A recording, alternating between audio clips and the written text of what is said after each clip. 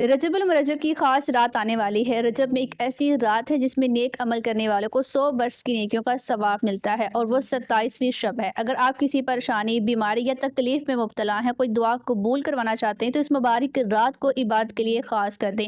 जो शख्स भी ये बारकत नफिल पढ़ कर बताए ये अस्कार करता है और फिर अल्लाह सुब्हान तआला से दुआ मांगता है, अल्लाह पाक इसकी सब दुआएं कबूल फरमाता है सिवाय गुनाह की दुआ के। तो आपने इस रात में ये खास अमल लाजमी करना है। इस इबादत के बाद सुबह का रोज़ा रखना भी आपकी दुआओं की कबूलियत का सबब बनता है। अमल का तरीक़ाकार आपके साथ शेयर करने जा रही। आपने इस अमल को मुकम्मल गौर तवज्जो के साथ सुन लेना है और कामिल यकीन अकीदे के साथ करना है। अमल करने से पहले कमेंट में ला इलाहा इल्लल्लाह ज़रूर लिखें। अमल का तरीक़ाकार इस तरह से है कि जैसे ही आपको 27वीं रजब की रात नसीब हो जाए तो इस रात में आपने बारकत नफिल नमाज की नियत करके इस नमाज को शुरू कर लेना है। हर रकत में आपने सूरह फातिहा के साथ कोई भी एक सूरत पढ़ लेनी है। हर 2 रकत के बाद अत्तहियात के लिए आप बैठें और फिर खड़े हो जाएं।